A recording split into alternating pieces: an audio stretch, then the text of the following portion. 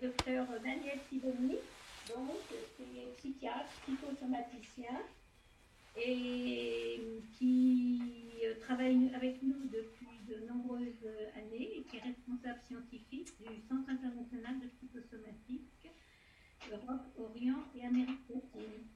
Et il va parler ce matin du rêve et du diagnostic. C'est ça. Voilà. D'accord. Daniel, je te laisse la parole. Oui. Bonjour à tous et merci à Sylvie et à Samy pour l'organisation de cette journée. Alors, c'est un travail qui est destiné à la fois aux journées recherche de Sylvie Cady, mais aussi à une formation médicale continue qui s'effectue à Nice et qui est destinée à des psychiatres, à des psychanalystes de tout horizon, à quelques psychosomaticiens et à des psychologues.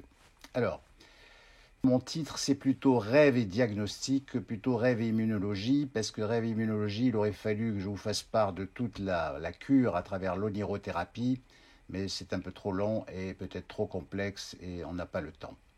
Alors, ce travail qui est présenté dans le cadre des journées de recherche des IPS, je vous propose en fait de vous placer finalement dans les conditions de recherche auxquelles j'ai été confronté face à une somatisation mystérieuse que l'on nomme la glossidine et pour laquelle la médecine n'a pas de réponse, en tout cas pour ma patiente, Madame V, que je vais vous présenter, à partir d'un seul entretien, c'est-à-dire le premier, ad integrum, de manière à ce que vous puissiez comprendre le profil de fonctionnement et surtout le profil relationnel. Et à partir également des premiers rêves, qu'on peut dire programmes, comme Sami Ali nous l'a enseigné. Et tout cela, ça va nous permettre d'interroger les liens entre une activité onirique qui est présente, paradoxalement un refoulement des affects, et cette glossite qui est le symptôme. Et ça va nous permettre aussi, établissant ces liens, de déterminer si la somatisation concerne le corps réel ou le corps imaginaire. Alors je vous rappelle que le terme glossite signifie une inflammation de la langue. Elle se manifeste par une langue rouge, gonflée, et elle est douloureuse. La patiente dit, au fond, c'est comme si vous prenez un café très très chaud et que vous avez brûlé votre langue et que vous gardez ça toute la journée, tous les jours et ainsi de suite. Alors, je vous livre d'abord intégralement le premier entretien, enfin plus ou moins intégralement, mais c'est très important parce que ça va nous permettre de pouvoir considérer les liens. Alors, Madame V, donc.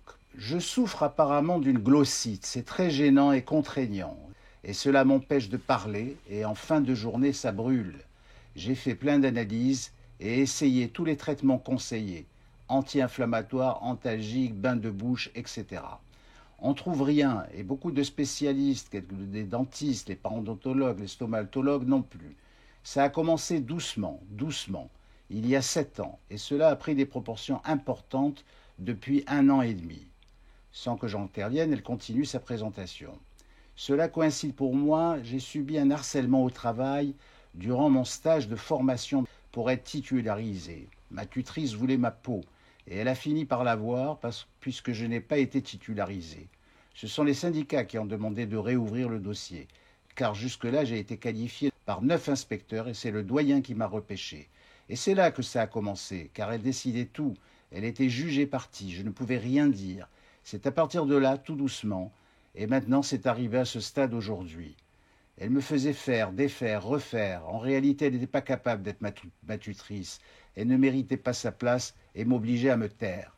Il faut que je vous dise qu'il y a un deuxième facteur, suite à une greffe de gencive. Maintenant, depuis, c'est la langue, puis tout le palais droit. Cela a doublé, triplé l'inflammation. Le dentiste a dit que c'était indépendant. C'est un vrai mystère.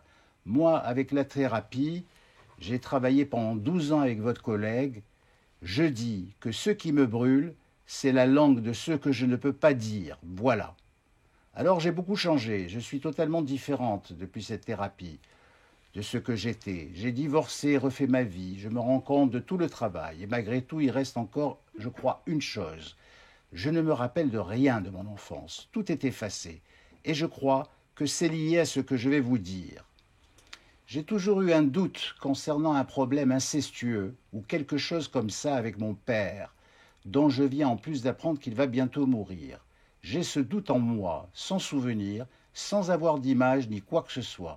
Et comment dire, je ne sais pas pourquoi, je me suis retrouvé 2 fois chez des chamans, sans même poser cette question. C'est cette réponse qui m'a été donnée par ces personnes, les 2. Dans un, je voulais lui poser la question, et lui-même m'a dit voir une scène de viol avant que je puisse en parler. Comme je sais que dans la famille, il y a comme un parfum d'inceste, je sais, alors que je ne devrais pas le savoir, que la jeune sœur ainsi que la sœur aînée de ma mère ont été victimes d'abus sexuels. J'ai demandé par la suite au chaman si cela pouvait concerner d'autres générations. Il m'a répondu oui. Je me suis contenté de cette réponse qui m'arrangeait. C'est beaucoup plus tard. Un deuxième a été plus précis. Il m'a donné l'âge de 5 ans et m'a dit que c'était mon père. Et après, il s'est passé une chose étrange il y a 2 ans. J'ai assisté à l'émission sur Sophie Flamand, racontant son histoire. Le souvenir lui est revenu à partir d'une image, vous vous rappelez l'histoire avec Hamilton, David Hamilton. C'est là qu'elle a dit « j'ai été violée ». Et d'un coup, j'étais sur le canapé et il m'est revenu l'image de mon chausson, resté sous la balançoire que ma mère avait cherché pendant très longtemps, et ça me donnait la réponse. Le chausson était là. Je revois l'endroit sous la balançoire. Ça me dit le chausson, il était là.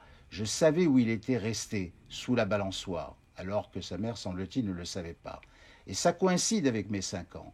Et bizarrement, c'est le seul souvenir qui me reste de mon enfance, moi qui ne me souviens de rien. Et puis j'ai du mal à parler, peut-être depuis là. Ce chausson n'aurait jamais été retrouvé dans la réalité. Et au milieu de ce récit, la douleur de la langue s'est intensifiée, dit-elle. Elle citera d'autres coïncidences à propos de l'abus sexuel. Elle dit comme par hasard s'occuper de jeunes adolescentes abusées sexuellement, avec lesquelles elle partage pleinement leurs confidences. Elle les comprend trop bien. Elle est spécialisée en coiffure pour adolescents en difficulté.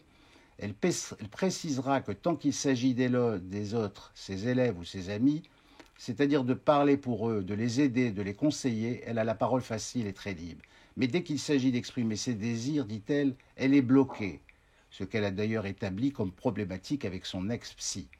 Elle rajoute dans ce premier entretien enfin avoir rencontré un homme qui la respecte, mais là aussi, elle exprime à nouveau un blocage en matière de parole. Par exemple, pour lui demander de davantage participer financièrement aux frais de famille, j'ai pas de raison d'avoir peur de lui, mais ça peut pas sortir, je peux pas le faire, ça devient une peur panique, et Dieu sait si je n'ai peur de rien.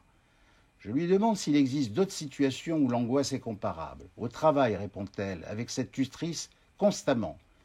J'ai peur également de montrer l'image d'une femme faible à mes filles, une femme qui supporte beaucoup de choses, sans réagir, mes échecs, mes mariages, etc.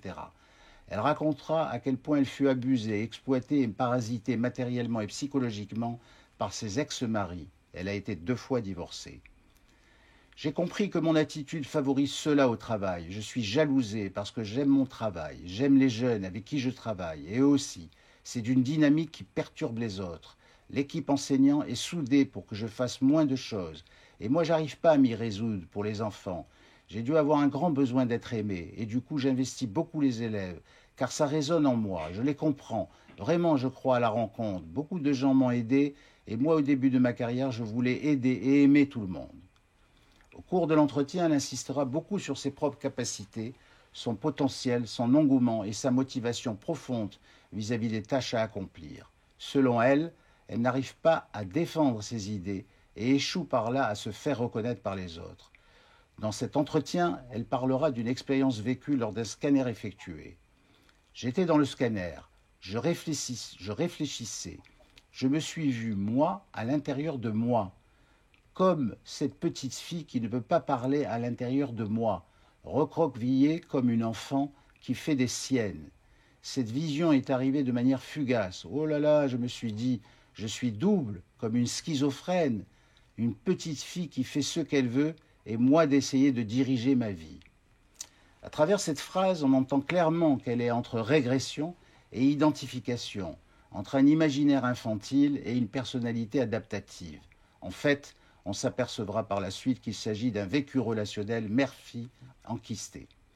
V aura maintes fois l'occasion durant la séance de révéler l'illusion et l'idéalisation à l'égard de sa mère. Elle aura compris durant sa première tranche de thérapie qu'elle a attendu des choses qui ne viendraient jamais de sa part, malgré ses luttes, et ce jusqu'à ce jour où elle se bat encore pour obtenir la légitimité d'un héritage paternel à la fois matériel et symbolique. Je me sentais vénal de réclamer, et ma thérapie m'a fait comprendre que c'est plutôt une reconnaissance importante que je réclame de la part de mon père. Je ne comprends pas pourquoi il m'évite ainsi sur tous les plans. Mon père était un érudit, il s'est fait de lui-même, il s'intéressait à tout, je suis la seule qui lui ressemble. En effet, si depuis fort longtemps les liens se sont rompus avec le père, ils se sont complexifiés depuis par une rivalité sourde avec la belle-mère qui se cristallise autour de l'héritage actuellement. Sur la question des rêves, voici ce qu'elle répond. Depuis que je suis installée avec mon mari, je ne rêve plus, pourtant je suis heureuse. À l'époque, pour ma thérapie, je rêvais sur commande. Je me disais là, je vais m'y mettre, et hop, je rêvais. Je me levais la nuit pour écrire, et depuis que j'ai arrêté d'aller voir ma thérapeute, les rêves aussi se sont arrêtés. Je pense que j'ai besoin d'appui. Je pense qu'il y a beaucoup de filles qui ont des mères ou des sœurs. Si elles ont un souci, elles ont des références. Moi, ma mère, c'est compliqué. J'ai pas de sœur, non plus. Ma mère m'a mis uniquement au monde pour ne pas que mon frère s'ennuie en tant qu'enfant unique.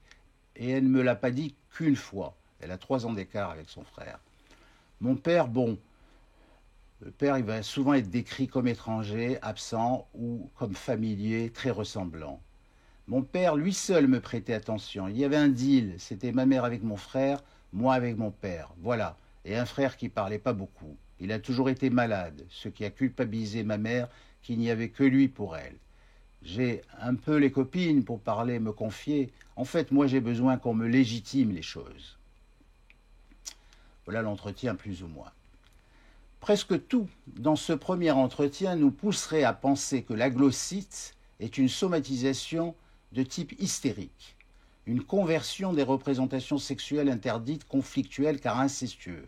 Le symptôme devenant le représentant symbolique du désir inconscient, après échec du refoulement, la bouche serait investie comme un organe sexuel, un déplacement et une condensation sous-tendue par le désir incestueux à l'égard du père. Ne pas dire pour ne pas dire le désir incestueux. De plus, la rivalité maternelle, dont vous avez un petit aperçu par le déplacement effectué sur la tutrice, ne pourrait que renforcer l'idée d'une angoisse de castration à travers laquelle l'on peut penser que tous les défis qu'elle cherche à confronter n'ont qu'un but, établir un rapport de force et de pouvoir avec l'idéal maternel, afin de le rejoindre tout au moins ou de le surpasser tout au plus. Elle dit avoir réussi son rôle de mère ou même ses élèves, mais par contre avoir échoué face au monde des adultes et dans sa vie de femme. Dans le même courant de pensée, on peut d'emblée situer le conflit comme problématique oedipienne, avec une triangulation impossible et donc l'impossibilité d'y établir une identité sexuelle adulte sans confusion avec celle de l'enfance pour éviter la régression constante en termes d'affect ou de désir. Alors, cette trame que j'emprunte à la psychanalyse du point de vue théorique colle à tout point de vue. Cela pourrait être une conversion hystérique sur le plan théorique, avec un refoulement du pulsionnel. Ainsi, la somatisation serait le compromis sexuel, de nature symbolique, trouvé à la fois avec le père et avec la mère, pour échapper à la différenciation sexuelle. Mais, sur le plan de la clinique, la question se pose de savoir si cette différenciation et son complexe se situent en deçà du sexuel, bien avant le DIP, compte tenu de l'ambiguïté du symptôme et sa raison d'être dans l'histoire de notre patient. Ce qui nous pousse à investiguer la somatisation sous un angle plus global. Car en premier lieu, si l'on considère certains critères, on s'éloigne du diagnostic de conversion pour diverses raisons, et j'en ai noté 6. Sur le versant chimiothérapeutique, les traitements anxiolytiques et antidépresseurs n'ont ni modifié ni atténué le symptôme supposé de nature anxiophobique ou hystérique. D'autre part, la révélation effectuée durant sa première tranche de thérapie n'a rien changé à la somatisation.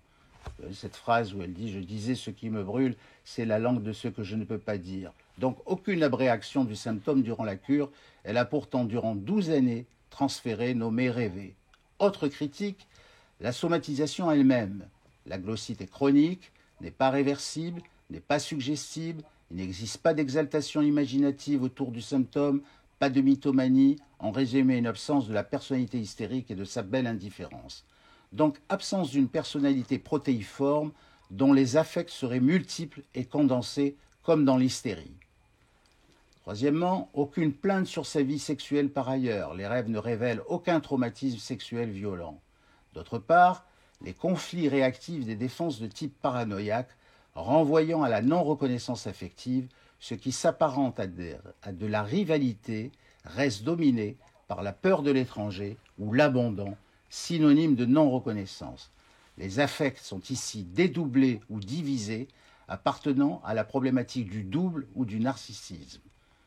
Je vous livre plusieurs passages issus des séances suivantes concernant le mode relationnel paranoïaque avec les principaux protagonistes de son entourage. Alors j'ai hésité à vous le dire, mais c'est important pour comprendre la problématique. C'est un peu long, mais on va faire 3-4 personnes qui l'entourent constamment. Alors la mère, tout d'abord. Elle est décrite comme insubmersible. C'est le mot qu'elle emploiera à plusieurs reprises, à la santé de fer. Ma mère, c'est Duracell. À 80 ans, elle scie le bois. On ne peut pas discuter avec elle. Elle a toujours raison et elle ne vous écoute que dans le sens qui l'arrange. Il existe de nombreux conflits caractériels avec la mère autour de la jalousie, de la revendication affective et de la reconnaissance. Un amour tyrannique dont la chronicité a tissé depuis une toile de fond inchangeable. Dans chaque moment difficile, elle complique l'édifice. Quand je suis malade ou quand ça ne va pas, elle n'est jamais là. Et pourtant, j'ai bien compris que je cours après un amour. Il vaut mieux que je ne m'en passe. C'est mieux pour moi et moins douloureux.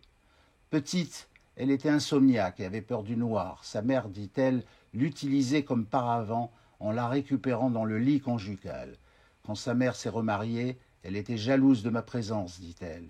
Ma mère ne parle jamais de moi, jamais, ni quand j'étais enfant, ni aujourd'hui. Deuxième élément très important qui renforce cette paranoïa en termes de caractéropathie, sa tutrice, directrice au travail, elle est jalouse de la relation que j'ai avec les élèves, elle raconte que mes cours sont de bons petits moments entre amis, elle sabote mon travail, par derrière, comme elle est ma tutrice, je dépends d'elle et je ne peux pas parler.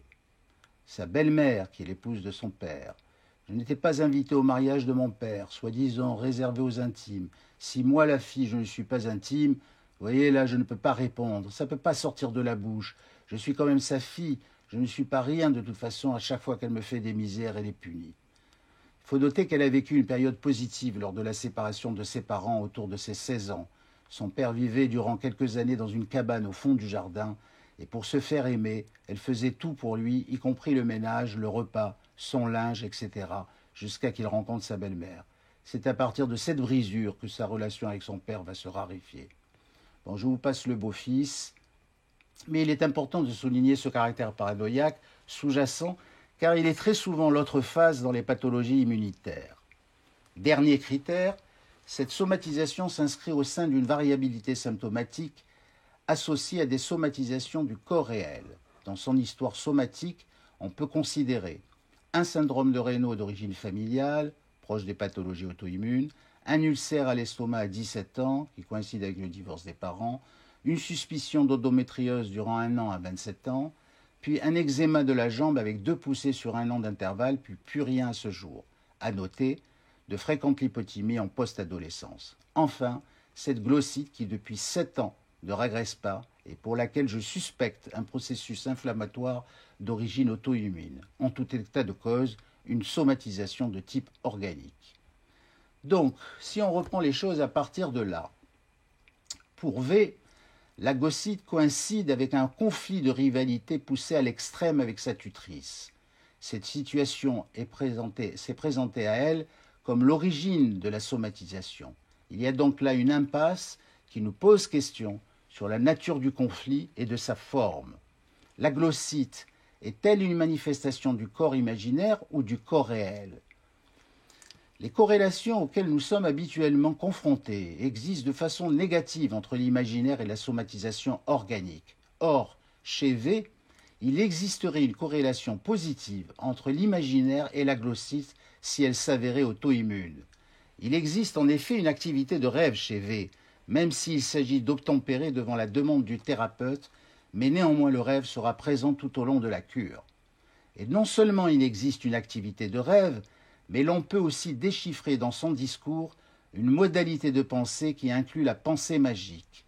Le fantasme est la construction objective d'une scène totalement subjective, par exemple dans la scène de la pantoufle. Vision de la scène et scène réelle se mélangent, les deux faces d'une même réalité.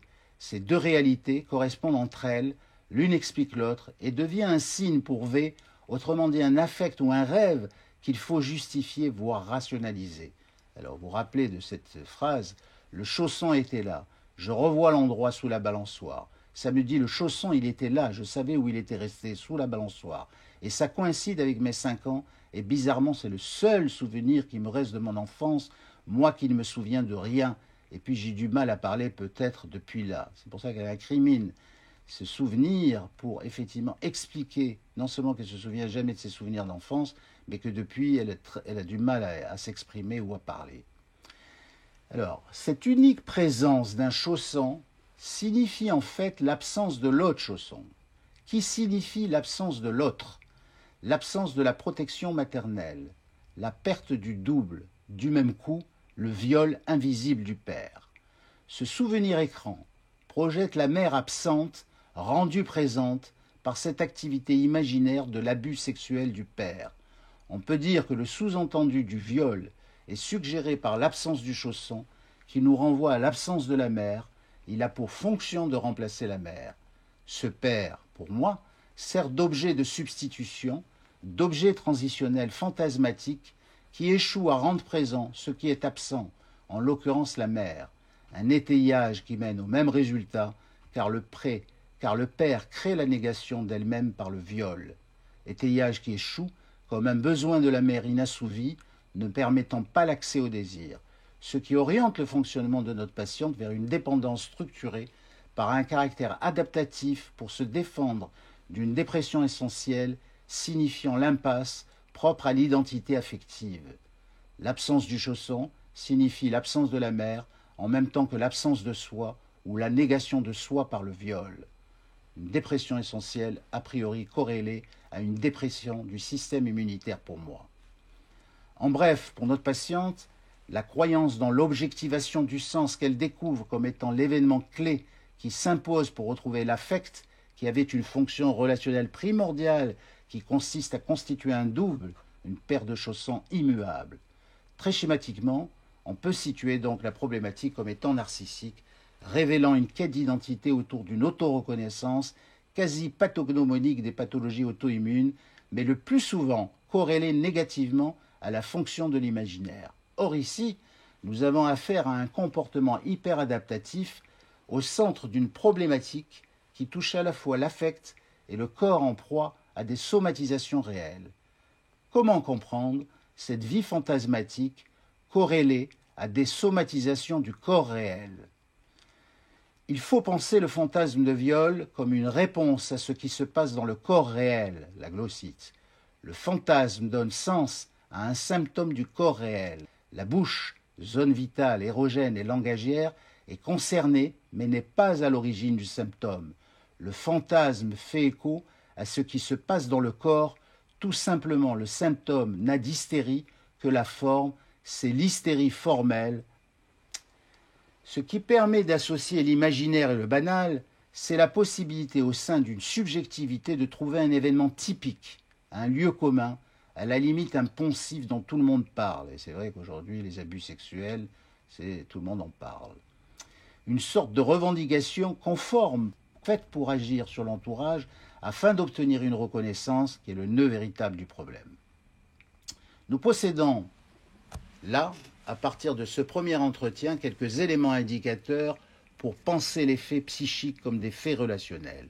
C'est ici que la pratique de l'onirothérapie nous aidera au diagnostic différentiel entre la somatisation hystérique et la somatisation organique, également pour mieux cerner la corrélation positive entre somatisation organique et la fonction imaginaire.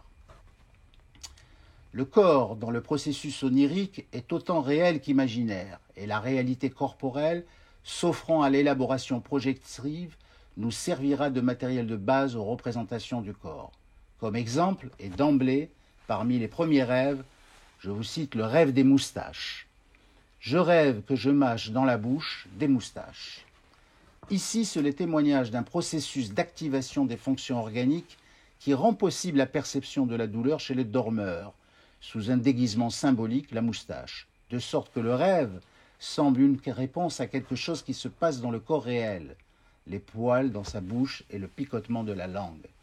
Pour nous permettre également de concevoir la corrélation positive entre rêve et somatisation organique chez notre patiente, nous pouvons dire que le rêve existe en nous montrant qu'il n'est pas rêve au sens où l'affect, et vous allez le voir, est neutralisé, contrarié ou dissocié de la représentation au sein même du rêve. Donc, si l'affect est un équivalent de rêve, comment dans l'autre sens le rêve peut-il exprimer l'affect et en quoi cela est utile et déterminant pour notre diagnostic? Les premiers rêves qu'elle rapportera dès la deuxième séance seront considérés ici comme des rêves-programmes avant tout travail onirothérapeutique. C'est à la deuxième séance qu'elle rapporte le premier rêve, et ça va concerner aussi indirectement son père, parce qu'à la troisième séance, j'apprendrai la mort attendue du père. Alors elle raconte. En accompagnant justement mon père à l'hôpital sur la route, il y avait un petit chat tout mignon. J'adore les petits chats. J'ai dit à mon mari, « T'as vu le petit chat, on pourrait le prendre ?» Le mari s'écria à ce moment-là, « Non, non, non, on en a déjà un. » Ça, ce n'est pas le rêve. Voilà le rêve. Dans la maison, je suis occupé. Je suis avec des animaux, mais ils ne sont pas comme d'habitude. Ils sont plus petits. La couleur est différente. Mais je n'arrive pas à savoir si c'est les miens ou d'autres. On les fait jouer au début. En fait, ce sont des gens qui sont venus les déposer chez nous, des bébés chats et chiens, qui ne sont pas les nôtres, et se mélangent aux nôtres. En fait, non, c'est que des chats. Et nous, on n'en voulait pas de ces chats. Certains cachaient des chiens en eux, à l'intérieur d'eux. On a déjà ce qu'il faut.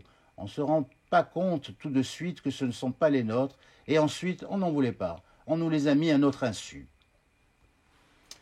Alors, d'emblée, ce rêve dit « on ne veut pas de chat étranger ». Si le chat est une représentation de l'affect, qui est dit dans la réalité préalablement, il apparaît dans le rêve comme un élément capable de se différencier et d'être rejeté, non reconnu, inquiétant, double, les deux faces d'une même réalité affective. L'enseignement de Sami Ali nous indique qu'il faut toujours regarder du côté de l'objet de l'affect pour définir l'affect à travers précisément l'objet imaginaire dans lequel coïncide la réalité du corps et celle de l'objet. L'objet est structuré par l'affect, il peut être divisé comme dans la paranoïa, ou condensé dans l'hystérie, ou multiplié dans la manie, ou perdu dans la dépression. Autrement dit, ici, l'affect est représenté par deux catégories de représentation, les bébés chats familiers et les bébés chats étrangers, deux types d'affects contradictoires soumis à l'espace imaginaire du rêve et à l'inclusion réciproque, le plus étranger étant le chien, avec entre le familier et l'étranger aussitôt un phénomène d'inclusion. Le grand peut être dans le petit, le mâle peut être dans le bien, le chat peut être le chien, l'un peut être l'autre. L'affect devient ici, grâce au transfert, la représentation d'une relation, celle qui existe avec la mère, une relation initiale où V était considéré comme le chat étranger à sa mère, une présence nécessaire au frère, le chat familier de la mère. Je vous rappelle le mot, on nous les a mis à notre insu. Ainsi, l'objet de l'affect est une entité contradictoire qui trouve une solution non pas dans le déni de l'étranger, mais par l'inclusion réciproque créée par la production du rêve comme espace imaginaire. Je n'arrive pas à les reconnaître, dit-elle, l'étranger devenant le familier et le familier devenant l'étranger. L'absence de l'affect devenant présence de l'affect, se perdent et se retrouver en même temps. C'est pour moi une autre façon de neutraliser l'affect. Puis la mort de son père a eu lieu. Elle me confiera que la mort de son père n'aura rien déclenché en elle. Rien n'est sorti, dit-elle. Tellement la coupure a été longue avec mon père. La désillusion a fait son œuvre depuis longtemps vers la résignation et l'oubli. À part quelques insomnies réactionnelles, elle dira que durant les obsèques, elle aura surtout consolé sa belle-mère malgré le conflit larvé qu'elle entretient avec elle bien avant l'incinération. Je suis toujours bonne avec tout le monde. Cette rétention affective sous la forme du neutre à propos du deuil paternel est démontrable par l'analyse des rêves qui sont les 5 séances suivantes. À chaque séance, elle rapportera un rêve. Dans ce deuxième rêve ou ce troisième rêve, la rétention affective va passer par le visuel. Après le décès de mon père, je rêve que mon père me dit que mon fils ne doit pas aller à la tannée le voir. En effet, j'ai moi-même pensé cela pour moi-même. C'était impossible. Et mon fils ressemble beaucoup à mon père, et à moi aussi. Nous étions les trois des marathoniens. Il y avait un truc entre eux. Il y a tenu, et j'ai donc moi-même été obligé de l'accompagner. Je ne pouvais pas le priver de cela. Je voulais au départ le protéger de cette vision. Là, dans le rêve, c'était mon père qui me le disait. L'affect ici est neutralisé en supprimant la représentation pour nier la mort du père, ou plutôt ne pas la reconnaître. Il ne s'agit pas de supprimer la vision qui pourrait nous rappeler Oedipe. Ici, c'est supprimer la projection ou l'émotion pour éviter de s'identifier à la mort et de vivre sa propre mort, car pour notre patiente aux prises avec sa propre absence, c'est-à-dire sa non-reconnaissance, sa non-auto-reconnaissance, c'est une impasse existentielle majeure. Je vous rappelle l'histoire du chausson. Nier la disparition du père, c'est également maintenir l'illusion d'être violé par le père, à défaut d'être aimé par la mère. La deuxième rétention affective incrimine le langage. Je me dis que c'est sympa d'aller voir une copine qui était la mère d'une copine de ma fille. Nos deux filles font les mêmes études. J'arrive chez elles, je ne sais pas s'ils font la gueule entre eux ou si c'était destiné à moi. Je ne parle pas du reste, mais le fait est que j'essaye de détendre l'atmosphère. Pour briser le silence, je lui demande ce qu'elle a fait hier. Elle me répond qu'elle a été invitée chez des amis que je connais aussi. Je lui ai dit c'est dommage, qu'elle aurait pu me téléphoner, ça m'aurait fait plaisir. Elle me répond qu'elle n'a pas mon numéro de téléphone, ce qui est impossible. Je le comprends comme une excuse bidon. Elle me ment, et je trouve un prétexte pour m'en aller, car ma présence est de trop.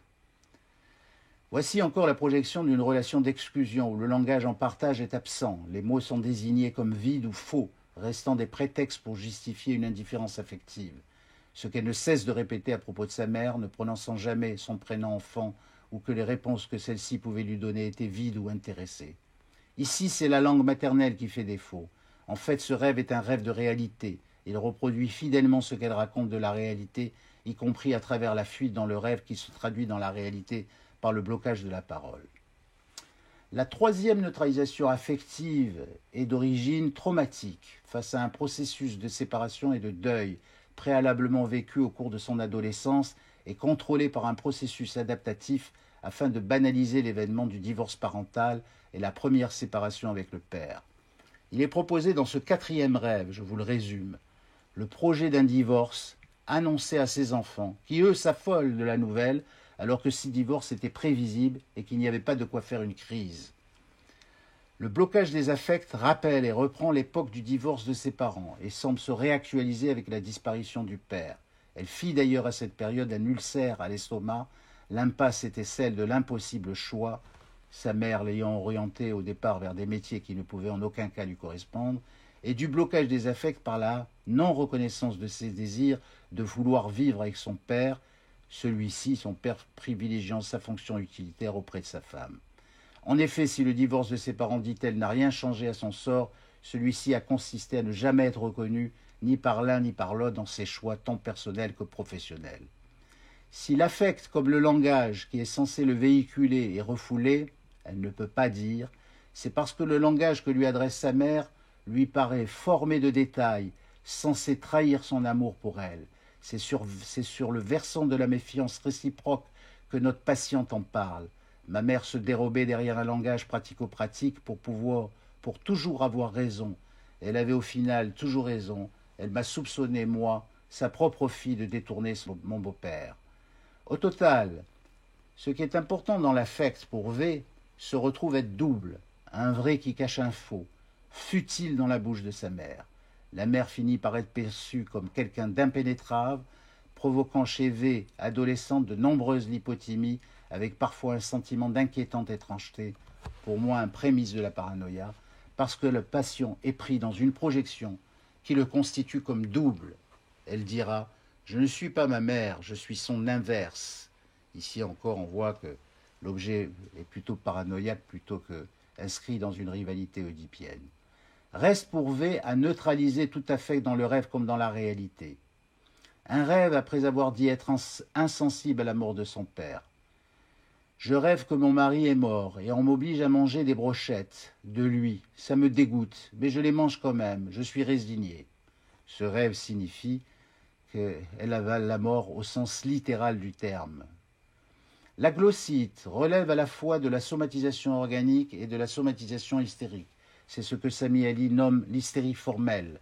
La forme et le fond coïncident, et l'activité onirique démontre ici qu'elle est le reflet de la somatisation organique et d'un imaginaire où la représentation et l'affect sont dissociés, la tête et le corps sont coupés, et pour preuve ce dernier rêve. Cette nuit-là, j'ai eu une crise de glossite, et durant la sieste, j'ai rêvé que j'étais coupé en deux, le haut et le bas, et qu'il faudrait raccommoder les deux morceaux. C'était compliqué, jamais vu une opération comme ça. Mais je me dis, le scénariste va y arriver malgré tout, ça existe dans les films, donc ça devrait le faire quand même. C'est ce point de vue qui engage l'affect au centre de l'impasse relationnelle. La demande auprès du thérapeute est celle de réhabiliter la relation entre affect et représentation, tête et corps, familier étranger, soi l'autre. Pour tout cela, il est nécessaire, à l'aide de l'onirothérapie, de travailler sur les processus de différenciation, de séparation et de mise à distance en réhabilitant une conscience subjective de soi afin d'aménager une auto-reconnaissance et une rémission de la pathologie auto-immune. J'ai fini et en conclusion, 2 idées selon moi à tirer de ce travail. Premièrement, la dimension théorico-clinique dans laquelle le statut de l'imaginaire, dans sa forme comme dans son lien avec le banal, reste déterminant pour conditionner le symptôme au sein d'une impasse relationnelle, ici avec une mère présente-absente, impossible à reconnaître pour se reconnaître. Deuxièmement, le rêve comme élément diagnostique, la capacité de diagnostic du rêve ne réside pas seulement dans la reconnaissance des manifestations corporelles, comme le rêve des moustaches, mais également dans la projection d'un espace corporel médiatisé par des objets images du corps. Et je dirais une troisième idée, c'est qu'à partir de là, que peut-on dire précisément du corps imaginaire ou de l'espace imaginaire à propos de ce qui nous révèle de la réalité corporelle, constituée ou pas par le sujet, ou en voie de constitution, parfois annonçant la maladie. Et bien voilà, j'espère que ça n'a pas été trop long. Je vous remercie de votre écoute. Merci beaucoup. Ça va. Je vais passer aux questions. Qui a une question à poser au docteur Sibony?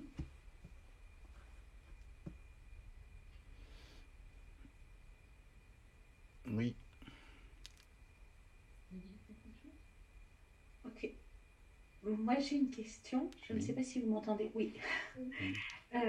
J'ai hâte de pouvoir lire votre présentation plutôt que de faire une prise de notes. Merci beaucoup pour ce travail. Et excusez ma question de béotienne, mais j'ai vu qu'il y avait une espèce de tissage comme ça entre une approche, disons, freudienne, un peu peut-être classique, et l'approche psychosomatique. J'ai trouvé ça très fructueux et très intéressant. Oui. Vous pourriez nous en dire un peu plus? Je pense que c'est une remise en cause de l'hystérie, mais je pense que ce concept de l'hystérie formelle qu'a, je dirais, conceptualisé Sami Ali est une vérité implacable, parce que si on reprend finalement toutes les hystériques étudiées, elles ont toutes un symptôme organique. Et on peut se demander si finalement cette problématique sexuelle n'est pas encore une fois une problématique surajoutée qui forcément est assez subtile, parce que c'est vrai qu'on pourrait repérer ça théoriquement. Mais c'est là où la question du diagnostic différentiel est importante, et c'est là où la question des autres critères diagnostiques font défaut. Et c'est là où la question se pose de penser que finalement, oui, il y a peut-être un langage comme ça symbolique, mais qui n'est pas l'origine ou la source du symptôme. Je pense que l'origine et la source du symptôme vient de cette non-reconnaissance, effectivement, qui traduit aussi bien, je dirais, le plan immunitaire et biologique que le plan interpersonnel et subjectif de la personne. Voilà, c'était une manière, et c'était important pour moi, de façon d'avoir un débat, qu'on ne me dise pas, oui, mais enfin, ça, on voit bien que c'est le désir du père, et ainsi de suite. Oui, si on s'arrête à ça, on pourrait entériner la chose de cette manière. Mais il me semble que non, il y a là des questions qu'il faut approfondir, et finalement, c'est surtout sur la validité, justement, de la symptomatologie et de ce qu'elle propose en tant qu'elle n'est pas réversible, etc., un peu tout ce que j'ai cité. Et est-ce que sa glossite Alors, c'est ça qui est très intéressant. Depuis, je la suis dans le lyrothérapie. Alors, il faudrait reprendre ce cas par rapport à la transformation qu'elle arrive à faire à travers le travail de rêve qui permet de parler de la réalité. C'est devenu d'ailleurs moins quotidien, moins fréquent, et je l'ai mis d'emblée, aussitôt, au bout de 3-4 mois, sous un antihistaminique. Et je lui ai dit de le prendre tous les jours. Et effectivement, ça fait son effet. Alors, il y a de temps en temps, je dirais oui, peut-être des situations d'impasse où forcément le symptôme ressurgit, mais on va dire qu'il est moins intense, il est moins fréquent, et il est... Elle vit mieux avec. Oui, voilà, mais il est moins fréquent. On va dire que, surtout en ce moment, elle est en passe finalement de travailler sur cette notion d'auto-reconnaissance par l'intermédiaire de ce travail de rêve qui lui permet, je dirais, d'accéder à une subjectivité personnelle et peut-être à compléter le travail qu'elle a fait auparavant. Je vous signale qu'elle a fait 12 ans de thérapie avant de venir me rencontrer. Merci beaucoup. Mais de rien. Bien, vous avez d'autres questions à poser?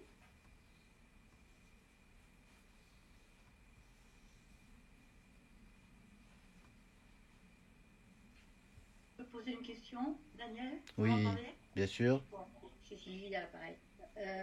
Écoute, ça m'intéresse beaucoup sur plusieurs plans, ton cas clinique, mais je voulais te poser une question.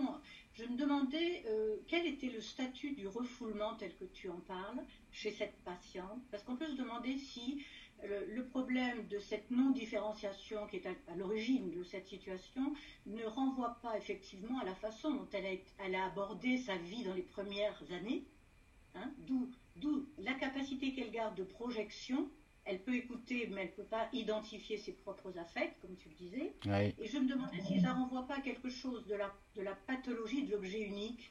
Et à ce moment-là, si c'est posé dans ces termes-là, comment faire au niveau de la thérapie et des rêves pour articuler, comme tu le dis, les représentations, le corps, la différence, la relation sur un autre mode? Parce que chez des patients que j'ai qui ressemblent un petit peu à ton cas, ça peut durer des années à tourner en rond et autour de cette problématique qui est comprise par le patient, mais qui aboutit très difficilement à un déclic relationnel qui ouvre un peu sur un autre mode de relation. Oui, c'est vrai que c'est très intéressant. Ben justement, c'est la possibilité de réhabiliter l'affect au sein même de sa production onirique. Moi, je le dis, si par exemple, elle va me raconter un rêve, je prends n'importe lequel, comme manger les brochettes de son mari, et que, effectivement, je lui montre que dans le rêve, je lui demande d'abord quel est son état d'esprit dans le rêve. Elle parle effectivement d'une certaine neutralité, comme s'il n'y avait pas d'état d'esprit. Donc je lui dis effectivement qu'il n'y a pas d'émotion, parce que si dans la réalité elle mangeait un cadavre, elle exprimerait quelque chose.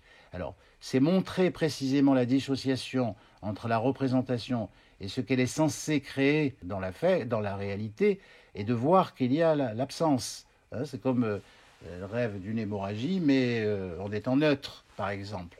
Donc c'est vrai qu'on a la représentation du sang, mais on n'a pas l'affect. C'est important de dire aux patients qu'effectivement, là, il y a une coupure. Mais en même temps, c'est important de le raccrocher, je dirais, c'est tout un travail d'élaboration qui se fait au coup par coup, à travers, effectivement, comme le rêve où elle est scindée en deux. C'est important à ce moment-là de faire des liens et de se souvenir avec elle de ce qu'elle a préalablement raconté pour lui montrer qu'il y a, je dirais, des coupures assez similaires dans différents registres, mais qui reviennent au même. Voilà, c'est tout un travail après de relation, bien sûr, mais je pense que ce qui est effectivement déroutant au départ, c'est précisément ce lien entre la somatisation organique et la présence des rêves. Mais justement, quand on regarde les rêves de très près, on voit qu'ils sont pris au sens littéral ou ordinaire du terme, et puis que deuxièmement, l'affect est totalement évacué de la production onirique. Exactement, oui, je suis d'accord avec toi. Merci pour ta réponse. Mais de rien. C'est une bonne question parce que c'est vraiment quelque chose qui est difficile dans notre travail. Et effectivement, la question de l'affect, C'est très compliqué quand il est refoulé à ce point. Elle garde cette activité, et puis il y a aussi, je dirais, comme je disais, avec l'histoire du chausson, ça c'est formidable. C'est aussi comme ça cette pensée magique qui est très, très, très imaginaire, qui est très subjective, mais qu'elle va finir par rationaliser, comme une réalité, elle-même, hein, je parle. Il faut pas lâcher cette histoire du chausson. Non, voilà, il a toujours, et il a été une sorte par rapport Absolument. à l'idée de soi, de l'autre, parce qu'au fond, on a abordé ces questions, soi, l'autre, et ainsi de suite. D'accord, merci. Et du coup, il y aurait quelque chose de... Elle a pris l'habitude de rêver pour le thérapeute, Ah, ça, oui, c'est qu'elle extraordinaire. a fait pendant 12 ans. Oui, et qu'elle a recommencé aussi, Elle a recommencé, mais du jusqu'au coup, il n'y a moment, pas d'affect. alors, Alors, jusqu'au moment où elle a fini par s'intéresser à ses propres rêves. Parce que cette idée, c'est les rêves pour l'autre. C'est-à-dire, elle apporte les rêves parce qu'on le lui demande. Et quand, effectivement, elle dit avec ma précédente thérapeute, bah, elle me demandait des rêves, j'ai apporté des rêves. Et au moment où il n'y a plus de thérapie, plus de rêves. Donc on voit bien que c'est les rêves, c'est une manière d'obéir et c'est une manière de faire son travail. Ça a changé ça. Parce que d'abord, je l'ai dénoncée et je lui ai montré effectivement qu'elle ne rêvait pas pour elle, mais pour moi. Bon, enfin, ça, j'imagine que la thérapeute avant lui avait certainement dit aussi. Mais c'est un tout qui fait que maintenant, on voit que d'abord, elle ne va pas avoir des rêves systématiques. Après, on voit, ah tiens, pas de rêve. Ah bon, tiens, pourquoi pas de rêve? Et il y a eu des petites périodes comme ça où pas de rêve. Alors, elle a compris qu'effectivement, elle ne pouvait pas elle-même, je dirais comme ça, être totalement soumise et réaliser en tant qu'objet ce que l'autre lui demande. Donc, elle avait un libre arbitre aussi par rapport à la présence ou l'absence des rêves. Vous voyez, c'est des petits trucs comme ça qui et ça finissent la par... dégage de l'hystérie, du coup, un peu. Pardon? Et ça la dégage un peu de l'hystérie au sens classique du terme. Oui, parce que c'est plus quelque chose qui est donné encore à voir, parce qu'effectivement cette hystérie, elle s'inscrit aussi toujours dans cette même dynamique, c'est-à-dire c'est une vitrine où il faut qu'il y ait des spectateurs pour qu'elle existe. Mais il n'a pas d'enjeu, mais le symptôme n'a pas d'enjeu qui pourrait se jouer entre le pouvoir, le désir, et effectivement, comme chez, avec des bénéfices, comme chez l'hystérique. Vous voyez, ça, c'est vraiment, Là, c'est un peu d'objet, quoi. c'est ça, c'est ça. Ok. C'est ça. Mais je pense que l'idée aussi enfin, de trouver ce fantasme du viol, je ne l'ai pas dit, mais je pense qu'il n'est pas non plus détaché du contexte actuel, social. Ce qui lui permet de pouvoir concevoir, c'est peut-être quelque chose, enfin on n'en est pas là, j'ai toujours respecté l'idée, enfin moi j'ai jamais dit que c'était un fantasme. Hein. Mais les chamans, du coup, quand elle les voit, c'est pareil. Elle se met en position d'objet encore une fois, pour qu'on lui dise quelque chose d'elle. Oui, oui, oui, oui. Oui, elle dit que c'est eux qui ont commencé à dire ah voilà, vous avez été abusé. Mais enfin, ils disent souvent ça les chamans. Hein. Merci beaucoup. Je voulais dire quelque chose sur le problème des rêves qui nous arrive très souvent en thérapie, où l'activité de rêve est faite en fonction donc du thérapeute. La différence par rapport à cette observation clinique, c'est qu'il y a le refoulement de l'affect. Donc effectivement, ça ne marche pas. Hein. C'est un rêve qui est un rêve parce que dans une thérapie, il faut rêver, voilà, et ça fait partie de ce domaine adaptatif. Hein. Alors que des rêves qui peuvent arriver effectivement, et c'est pas efficient, je veux dire, sur le plan thérapeutique à cause de ça. Alors Ouais. que des rêves qui peuvent arriver dans une thérapie en fonction d'une relation affective avec le thérapeute, là, ça a tout à fait une autre signification. Mhm. Oui. C'est important de pouvoir le dire. Oui. Puis, il y a autre chose qui est très intéressant, c'est que ce phénomène de double, voilà, dans ce phénomène de double, je pense au chaman, c'est un double adaptatif. Hein. C'est-à-dire que c'est un double qui lui sert de point de départ pour se donner les problèmes que l'autre lui a dit, en quelque sorte. Et ça, c'est quand même très très intéressant parce qu'on peut confondre avec, par exemple, un phénomène allergique hein, de double. Mais là, on est dans autre chose aussi. Mhm. Donc c'est vraiment... Oui, ça c'est clair, ce double extérieur, hein, c'est ça qui est important. Alors c'est justement ça, c'est ça la pertinence de l'onirothérapie, c'est finalement, je suis d'accord avec Samy, c'est-à-dire les rêves travaillent pour les patients, les rêves travaillent pour les patients. Il y a quelque chose de ce rêve qui finit par permettre ce que tu disais, c'est-à-dire l'élaboration et d'intérioriser finalement un double extérieur en finalement s'apercevant qu'il est à l'intérieur. Et ça, c'est très très difficile à obtenir chez les patients, de passer de cette capacité d'intérioriser le double et finalement de l'avoir en soi plutôt que d'être tributaire, justement. Et c'est là qu'on voit qu'elle est dans la dépendance également, ou même dans l'addiction, ça ressemble beaucoup. Mais elle est dépendante des autres, c'est-à-dire c'est la dépendance sans objet. Très bien. Ben, je te remercie beaucoup. On va passer donc au docteur.